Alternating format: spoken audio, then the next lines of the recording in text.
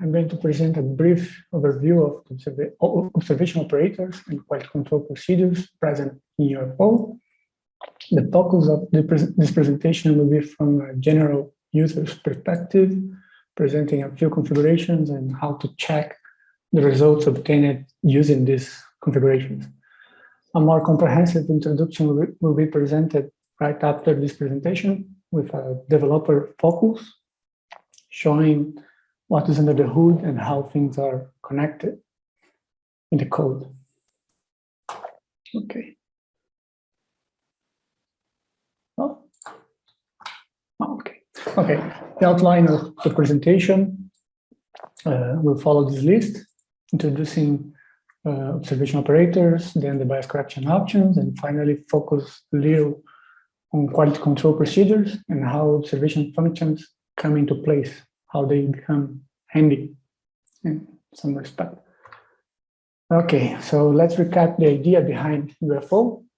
The idea is to create an interface between models and observations, such that models don't need to be aware of the observations and vice versa. This figure illustrates what is usually implemented in general data simulation systems at the top, where each observation operator is written looking for both model and observations, while in the bottom is presented what UFO does, with pieces independent of each other. The benefit of introducing such interface becomes obvious when we talk about multiple models and multiple observation operators. This avoids duplication of work, allowing to share and exchange and compare multiple observation operators across different models. What I just mentioned is what has been done so far in UFO, but now let's focus on how the validation of these operators is being done for a specific case. I chose here the example for the FV3 model, using the observation operator available for MSUA 119 inside GSI and inside UFO, both using the same FP3 states to simulate their H of X's. Once the H of X's are obtained, a test is performed comparing them. This test is set to pass or fail according to a given tolerance that is set through YAML. We'll see more about this later in this presentation. Then a similar comparison is performed for the bias-corrected H of X, using the same approach of comparison. Comparison is the same, it's just comparing H of X's. And finally, another comparison is performed for the quality-controlled H of X for each of the systems. This one follows a different criteria.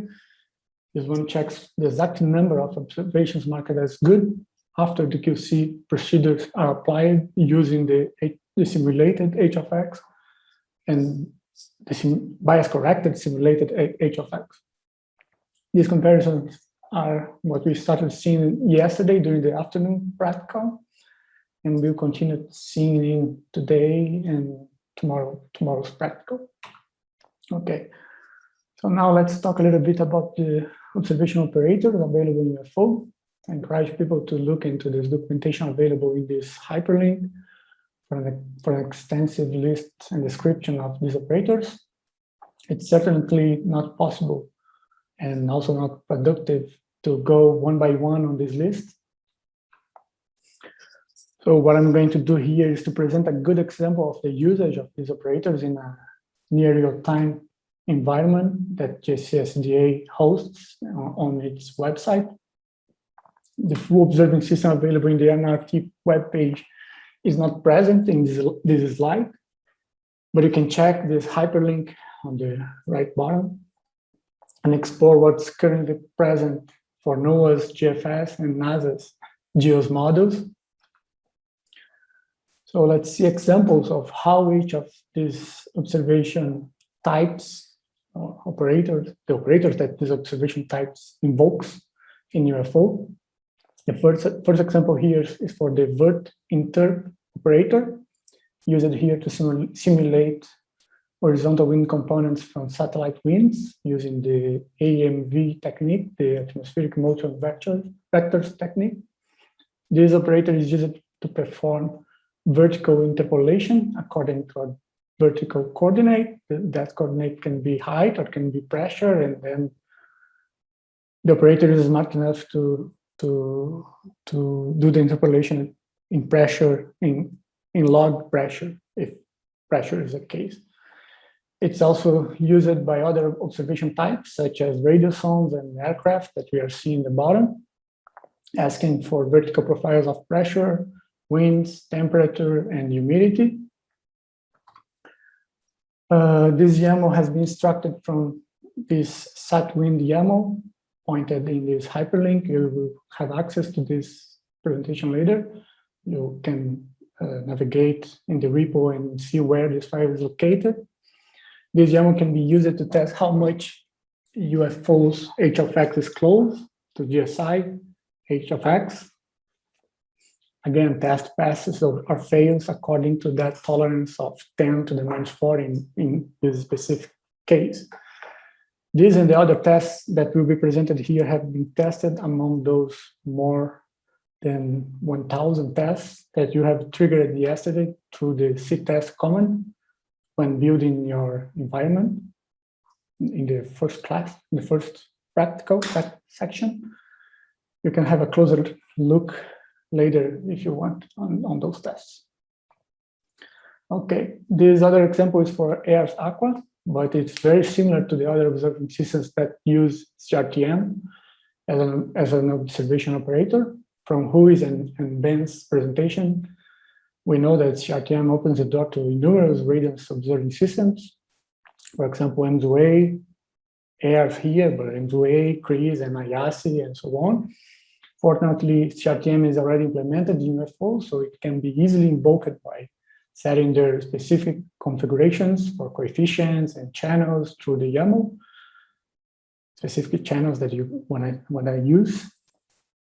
And this other example is for the ATM vert interpolate operator that is used, for example, for total column ozone observing systems such as OMI Aura or OMPS NPP. This other example is for GSI SFC model, the GSI surface model operator that performs interpolation of atmospheric variables near the surface, such as horizontal winds coming from scatterometer over water surface. Similar to CRTM, this other operator, the GNS SRO, PND, and BAM opens the door to numerous satellite-based observing systems, but this one provides the opportunity to use bending angle observations using the radial rotation technique, the RO technique. The surface P corrected adjusts the surface pressure according to the terrain. Whenever you want to simulate surface pressure, for example, land and marine surface observing systems, it's good to remember that radiosones also report surface pressure at launch time. So this operator can be used combined with the vertinterp operator. To do that, it needs to use a composite operator that uses the combination of both, that combines both vertinterp and surface P corrected. If someone wants to simulate an observing system that only needs to horizontally interpolate variables, you can use this identity operator being applied here for sea surface temperature, SST. So now let's talk about bias correction. Again, I encourage people to go over the documentation for BC details. Radiance observing system can be bias corrected in UFO using a linear combination of coefficients and predictors, BI and PIX. This is triggered via YAML inside the Albus bias block being presented here. If the user wants to use VARBC coefficients, it's necessary to add the variation of the C block that defines the predictors of interest in the YAML. These predictors can be mass dependent or scan dependent, and here is a list of predictors that are currently available, being used to bias correct radiances. There is a static BC option that follows the VARBC approach, but with all coefficients set to 1. So those beta I being set to 1. Using this option, the coefficients are not optimized every cycle and carried over from cycle to cycle, like what is usually done for VAR-BC. But now let's focus again in the VAR-BC option using proper coefficients. So here we have an example of how to trigger BC when simulating bias-corrected H of X for MZOA in 119 again. The YAML, there is a hyperlink pointing to the correct YAML in the repo. You can navigate later. This example is being presented for VAR-BC, so it needs an input file carrying the optimized coefficients from the previous cycle, if you want.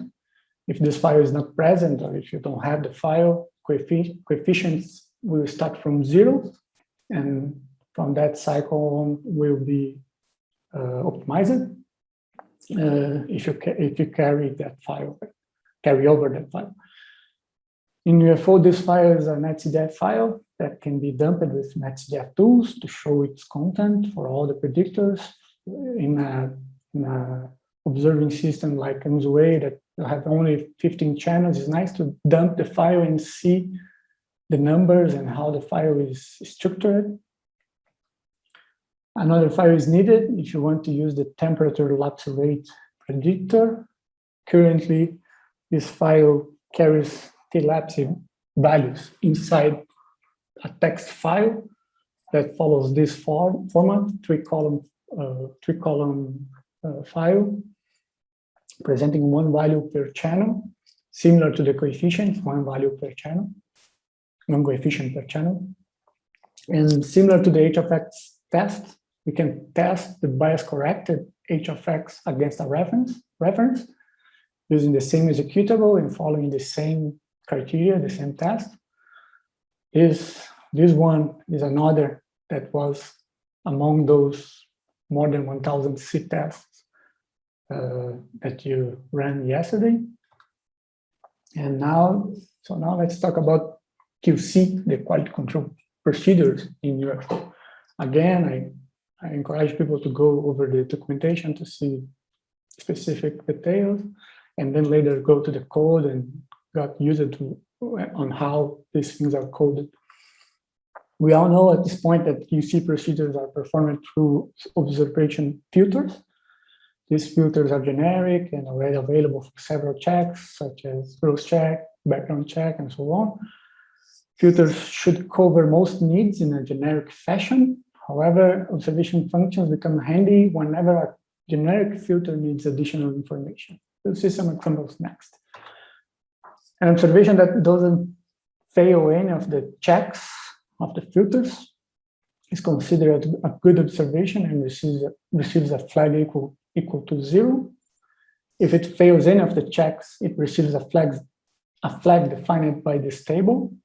If you export the output file of a simulation, the netcdf, the YODA file, the ops data out defined in the YAML, you'll be able to check these flags and see how they were assigned for each of the observations that you simulated. Okay, so QC procedures can be very complex, and as Yannick mentioned yesterday, this motivated people to say that generically writing these procedures would not be possible. Here we have a flowchart tracking how QC is performed for every observation coming from MZOA.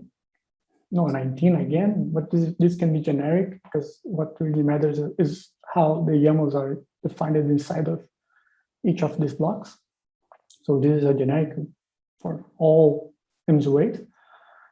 We can see that it's quite complex. Each of these boxes are performing an action. For example, the blue ones are screening out observations.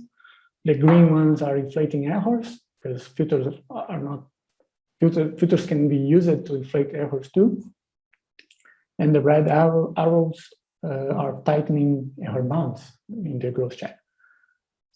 Although this flowchart is very complex, when you break it into small pieces, you can write them in a generic fashion, in a generic way.